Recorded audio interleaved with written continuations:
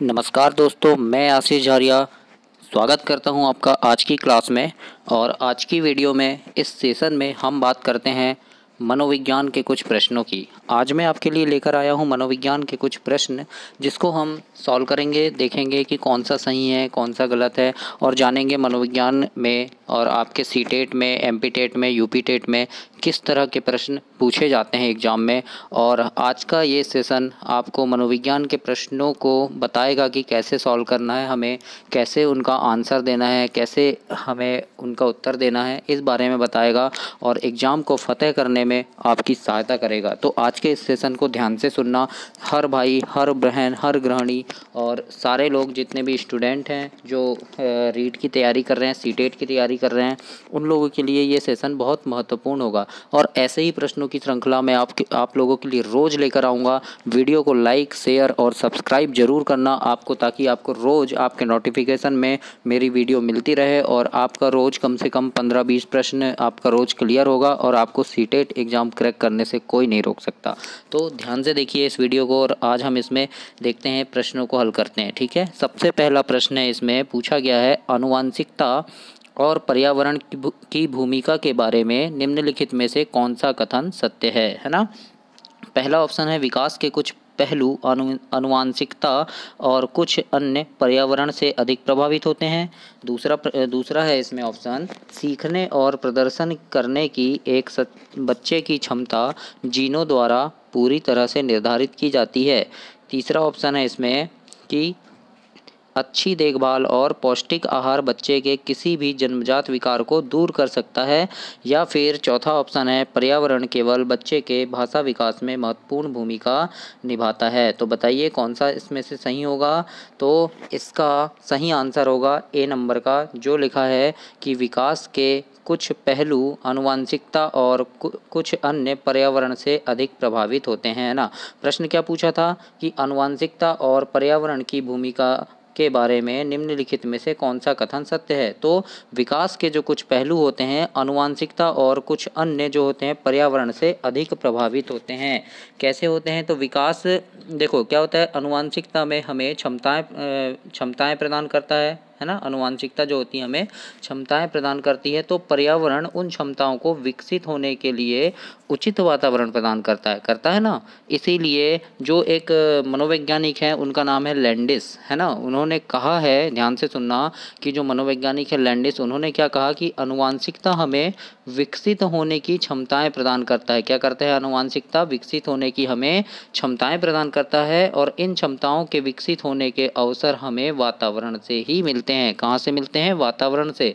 तो आनुवांशिकता हमें कार्यशील पूंजी देता है और परिस्थिति, वातावरण हमें इनको निवेश करने के अवसर भी प्रदान करता है। तो कौन सा ऑप्शन सही होगा इसमें से, पहला ऑप्शन सही होगा कि विकास के कुछ पहलू आनुवांशिकता और कुछ अन्य जो होते हैं ये पर्यावरण से अधिक प्रभावित होते हैं। अब दूसरे प्रश्न की ओर चलते हैं, हम दूसरा प्रश्न देखते हैं। दूसरा प्रश्न क्या लिखा है कि निम्नलिखित में से कौन सी पूर्व संक्रियात्मक विचार की एक सीमा नहीं है।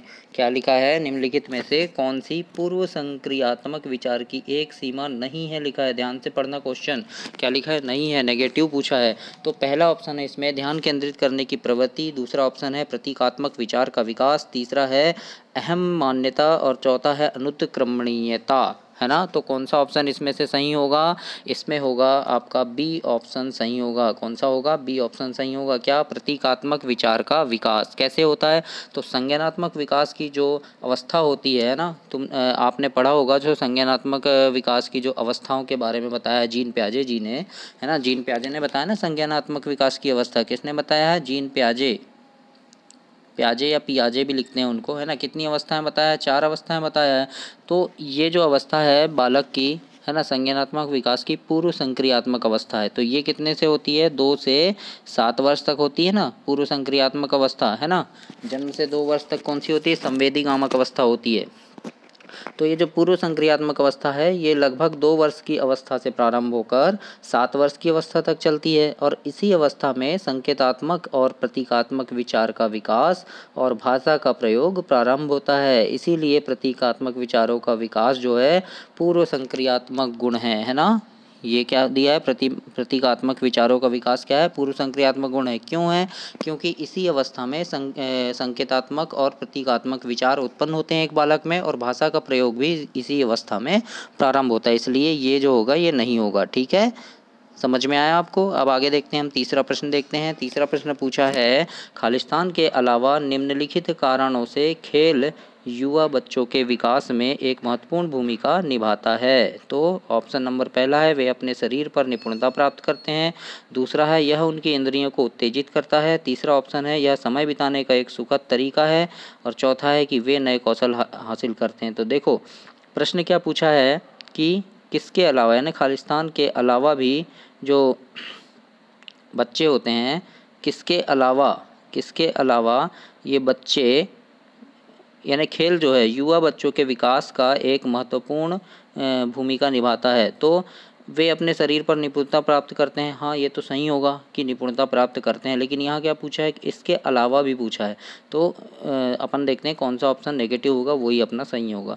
और दूसरा क्या है, यह उनकी इंद्रियों को उत्तेजित करता है। सही बात है, खेल से इंद्रियां भी उत्तेजित होती है, शरीर में निपुणता प्राप्त करती है।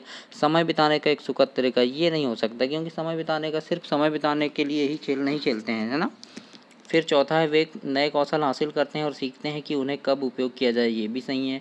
तो इसका ऑप्शन नंबर सी जो होगा ये राइट होगा, क्योंकि ये नेगेटिव है और हमें इसमें नेगेटिव ही बताना है। ध्यान से पढ़ना प्रश्न को, नेगेटिव पूछा या पॉजिटिव, फिर आंसर देना। ठीक है, तो इसका क्या होगा, देखो खेल समय बिताने का एक सुखद तरीका नहीं होता है। इसके अलावा निम्नलिखित बहुत सारे भी कारण होते हैं जो युवा बच्चों के विकास में महत्वपूर्ण, जैसे वे अपने शरीर पर निपुणता प्राप्त करते हैं खेलों के द्वारा, है ना। उनकी इंद्रियों को उत्तेजित भी करता है, खेल करता है ना। हाँ, वे नए कौशल भी सीखते हैं, है ना, और उनके सामाजिक, मानसिक, शारीरिक और नैतिक विकास में भी योगदान करता है। ठीक है, करता है ना खेल। तो ये क्या होगा, इसका सही आंसर सी नंबर इसका सही आंसर होगा, जो इसमें नेगेटिव बात पूछा है। इसके बाद हम इसके नेक्स्ट प्रश्न देखते हैं कि निम्नलिखित में से कौन सा प्रश्न बच्चों को गंभीर रूप से सोचने के लिए आमंत्रित करता है ना। क्या गंभीर रूप से सोचने के लिए आमंत्रित करता है? पहला ऑप्शन है, क्या आप इसका उत्तर जानते हैं। दूसरा ऑप्शन है, सही जवाब क्या होगा। तीसरा ऑप्शन है, क्या आप इसी तरह की स्थिति के बारे में सोच सकते हैं। और चौथा है, विभिन्न तरीकों से हम कैसे इसे हल कर सकते हैं। तो इसका जो सही आंसर होगा वो क्या होगा, बताओ।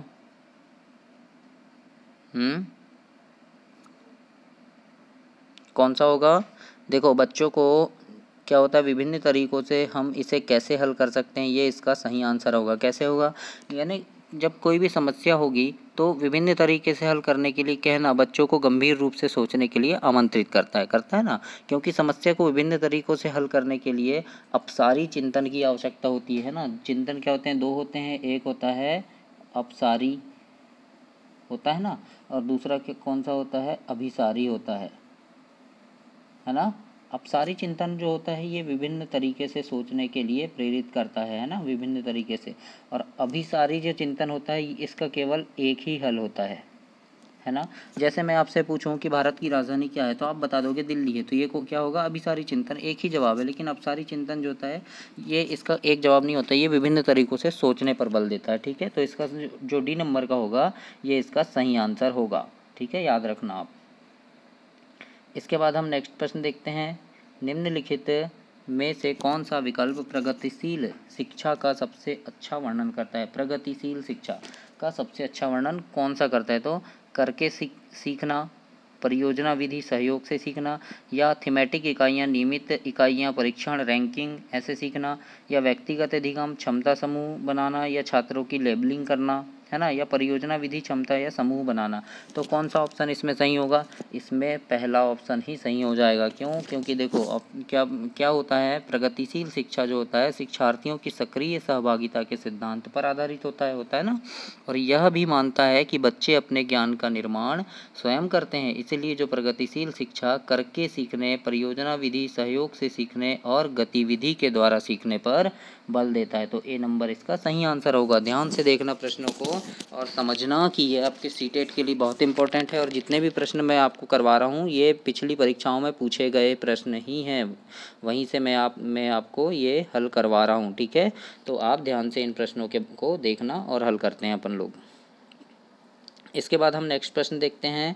नेक्स्ट प्रश्न क्या पूछा है कि कोलबर्ग के सिद्धांत के योगदान के रूप में निम्नलिखित में से किसे माना जा सकता है ना, किसे माना जा सकता है। तो पहला ऑप्शन है उनके सिद्धांत ने संज्ञानात्मक परिपक्वता और नैतिक परिपक्वता के बीच एक सहयोग का समर्थन किया। दूसरा है इस सिद्धांत में विस्तृत परीक्षण प्रक्रियाएं हैं। तीसरा है यह नैतिक और तर्क कार्यवाही के बीच एक स्पष्ट संबंध स्थापित करता है। और चौथा ऑप्शन है उनका विश्वास है कि बच्चे नैतिक दार्शनिक हैं। तो इसका सही आंसर क्या होगा?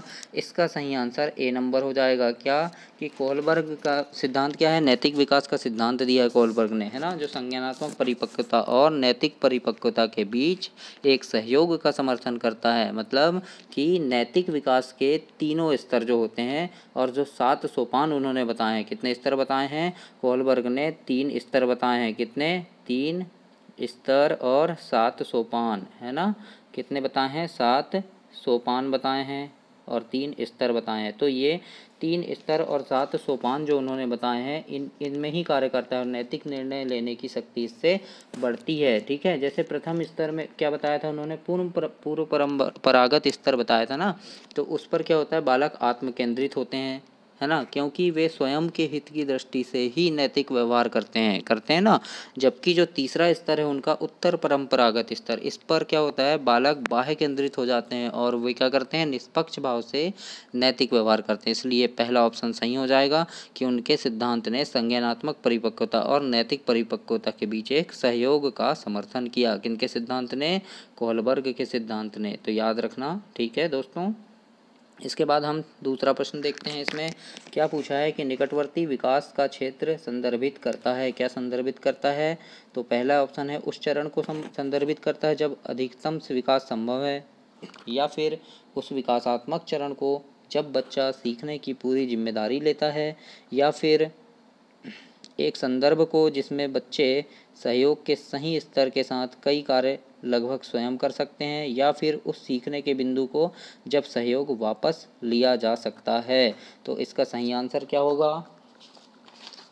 इसका सही आंसर होगा आपका सी नंबर का होगा। क्या कि निकटवर्ती विकास का क्षेत्र संदर्भित करता है। क्या संदर्भित करता है? एक संदर्भ को संदर्भित करता है जिसमें बच्चे सहयोग के सही स्तर के साथ कोई कार्य लगभग स्वयं कर सकते हैं। एक बात याद रखना, जब भी आप सीटेट का एग्ज़ाम दोगे या कोई भी टीईटी एग्ज़ाम दोगे और प्रश्नों के उत्तर जब दोगे तो अपने आप को एक बच्चा मान लेना। उस समय थोड़ी देर के लिए अपने आप को एक बच्चा मान लेना और जो भी जवाब देना एक बच्चे के रूप में देना, कि जैसे आप शिक्षक बन जाओगे तो बच्चों के साथ आप कैसा व्यवहार करोगे, या फिर आप अगर बच्चे हो, स्कूल में पढ़ रहे हो, तो आप शिक्षक से कैसा व्यवहार अपने लिए चाहते हैं।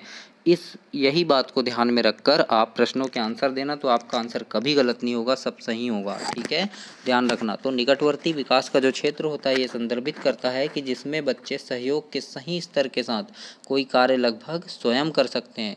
यानी और कहना चाहिए तो बच्चा जो कर रहा है तथा जो करने की क्षमता रखता है उसके बीच के क्षेत्र को निकटवर्ती विकास का क्षेत्र कहते हैं। ठीक है, और इसी के बारे में इसमें बताया गया है। तो ये सी ऑप्शन सही हो जाएगा इसका। ठीक है, इसके बाद नेक्स्ट क्या है? एक उभयलिंगी व्यक्तित्व है, कौन सा है? तो एक उभयलिंगी व्यक्तित्व कौन सा है? स्त्री लक्षणों वाले पुरुषों को संदर्भित करता है ये, या फिर आमतौर पर माने गए मर्दाना और स्त्री गुणों का समायोजन होता है, या दृढ़ अहंकारी होने की आदत है, या फिर समाज में प्रचलित रूढ़िवादी भूमिकाओं का पालन करता है। तो एक उभयलिंगी व्यक्तित्व जो होता है ये क्या होता है? ये एक उभयलिंगी व्यक्तित्व में आमतौर पर माने गए मर्दाना और स्त्री गुणों का समायोजन होता है। तो इसमें ये बी नंबर का ऑप्शन आपका सही हो जाएगा। ठीक है, कैसे? तो एक उभयलिंगी व्यक्तित्व जो होता है क्या होता है? आमतौर पर माने गए मर्दाना और स्त्री गुणों का समायोजन होता है। तो इसमें क्या हुआ था? लंदन की एक रिसर्च इंडस्ट्री है, लंदन की रिसर्च इंडस्ट्री है, हाई हेड इंस्टीट्यूट नाम है उसका। ठीक है, और imperial cancer research and laboratory, तो इनने अपने शोधों में बताया है कि एक शरीर में दो भिन्न लिंगों का उनके बाह्य लक्षणों का साथ साथ विद्यमान होना साक्ष्य है, मतलब सही है। इनमें दोनों लक्षण अलग संतुलन समीकरण के बराबर भी रख सकते हैं अथवा किसी एक गुण को अधिक प्रभावी रूप से प्रदर्शित भी किया जा सकता है। तो ये बात इसमें बताई गई है। तो एक उभयलिंगी व्यक्तित्व जो होता है ये क्या होता है, आमतौर पर माने गए मर्दाना और स्त्री गुणों का समायोजन होता है। ठीक है, याद रखना इस बात को। अपन चलते हैं नेक्स्ट प्रश्न की तरफ। नेक्स्ट प्रश्न है इसमें कि बच्चे खालिस्तान को छोड़कर अन्य सभी के द्वारा लिंग भूमिकाएं ग्रहण करते हैं। किसको छोड़कर? मीडिया को, समाजीकरण को, संस्कृति को या फिर ट्यूशन को? बताइए किसको। तो इसमें सही आंसर होगा आपका ट्यूशन को छोड़कर। ठीक है, कैसे कि बच्चे ट्यूशन को छोड़कर अन्य सभी के द्वारा लिंग भूमिकाएं ग्रहण करते हैं। लिंग भूमिकाएं क्या होती है? सामाजिक अंतःक्रिया द्वारा निर्मित होती है, जिसमें मीडिया, समाजीकरण, संस्कृति, समुदाय, परिवार ये सब आते हैं। सामाजिक अभिकरण इनमें सहायता प्रदान करते हैं। ठीक है, समझ आया आपको। फिर इसमें नेक्स्ट प्रश्न देखते हैं हम। मानकीकृत परीक्षणों की आलोचनाओं में से एक यह है कि क्या है? मानकीकृत यानी मानकीकृत परीक्षणों की आलोचनाओं में से एक यह है। कौन सा है? अब हमको देखना है। मुख्य रूप से मुख्य धारा की वे संस्कृति का प्रतिनिधित्व करते हैं और इसलिए पक्षपाती हैं, या फिर उनकी भाषा को समझना मुश्किल है, या परीक्षण बड़ी आबादी पर लागू नहीं किए जा सकते, या वे बच्चे की क्षमता की स्पष्ट तस्वीर नहीं देते हैं। कौन सा ऑप्शन सही है ये आपको बताना है इसमें। तो इसमें ए नंबर का ऑप्शन सही हो जाएगा। क्यों? मानकीकृत परीक्षणों की आलोचना में से एक यह है कि मुख्य रूप से मुख्य धारा की संस्कृति का प्रतिनिधित्व करते हैं और इसीलिए पक्षपाती हैं, है ना। परीक्षण एक ऐसी त्रुटियां मुख्य धारा से अलग समाज के सभी परीक्षार्थी को समान रूप से प्रभावित करती है। ऐसी परीक्षण त्रुटियों को स्थिर त्रुटियां या परीक्षण से संबंधित त्रुटियां कहा जाता है। ठीक है, इसमें अब नेक्स्ट प्रश्न देखते हैं हम। नेक्स्ट क्या पूछा है कि एक बुद्धिमानी का सिद्धांत कहता है कि एकाधिक बुद्धिमानी का सिद्धांत कहता है। क्या कहता है? बुद्धि तेजी से बढ़ाई जा सकती है, या बुद्धि कई प्रकार की हो सकती है, या पेपर पेंसिल परीक्षण सहायक नहीं है, या फिर प्रभावी अध्यापन के द्वारा बुद्धि बढ़ाई जा सकती है। क्या कहता है? तो इसका सही ऑप्शन हो जाएगा आपका बी नंबर का। बी नंबर का ऑप्शन जो हो जाएगा सही ऑप्शन हो जाएगा। बुद्धि कई प्रकार की हो सकती है। किसने बताया था ये बुद्धि कई प्रकार की हो सकती है? हावर्ड गार्डनर ने। किसने बताया था? गार्डनर ने बताया था ना। गार्डनर जो थे हावर्ड गार्डनर, है ना, इन्होंने क्या बताया था कि बुद्धि कई प्रकार की होती है। कितने प्रकार की बुद्धि बताया था इन्होंने? 7 प्रकार की बुद्धि बताया था, है ना। 7 प्रकार की बुद्धि के बारे में बताया था। और इन्होंने क्या कहा? एकाधिक बुद्धिमानी का सिद्धांत के बारे में इन्होंने बताया कि बुद्धि कई प्रकार की हो सकती है। हावर्ड गार्डनर जो थे वो कहते थे कि बुद्धि का एक यानी जो स्वरूप होता है वो एक ना होकर बहुप्रकारीय होता है। कैसा होता है? बहुप्रकारीय होता है। किसने बताया था? ये हावर्ड गार्डनर ने बताया था। बहुप्रकारीय बुद्धि, है ना, हावर्ड गार्डनर ने बताया था। और उन्होंने कुल 7 तरह की बुद्धि बताया था, है ना। और ये सातों बुद्धि आपस में एक दूसरे से स्वतंत्र होती हैं एवं प्रत्येक के क्रियाशील होने के ढंग अलग अलग होते हैं। 7 प्रकार की बुद्धि बताया था, याद रखना। ठीक है, इसने हावर्ड गार्डनर ने। ठीक है, याद रहेगा आपको। नेक्स्ट प्रश्न की तरफ चलते हैं। नेक्स्ट प्रश्न क्या पूछता है कि ये आपका लास्ट प्रश्न है आज के सेशन का, और इसके बाद कल फिर मैं ऐसे ही कुछ और प्रश्नों की श्रृंखला आपके सामने लेकर आऊँगा। जो एक वीडियो का सेशन लेके आऊँगा उसमें ऐसे ही प्रश्न रहेंगे मनोविज्ञान के, और भी अलग अलग सब्जेक्ट के प्रश्न मैं आपको दूंगा, है ना। जैसे पर्यावरण के हो गए, पर्यावरण भी लेकर आऊँगा आपके लिए, हिंदी के भी लेकर आऊँगा, हिंदी में क्या क्या पूछा जाता है ये सारी चीज़ें, है ना। फिर सारे मैं पेडागोजी के प्रश्न आपके लिए मैं लेकर आऊँगा। तो इस सेशन को ध्यान से देखना, पढ़ना, समझना, और यानी अपनी तैयारी रोज़ करते रहना। आपका सीटेट का एग्ज़ाम बहुत नज़दीक है, और ऐसे ही प्रश्न आपको पूछे जाएंगे। कह नहीं सकता कि यही आएंगे, सेम तो यही नहीं आएंगे, लेकिन लगभग इसी प्रकार के प्रश्न आपके एग्ज़ाम में पूछे जाएंगे।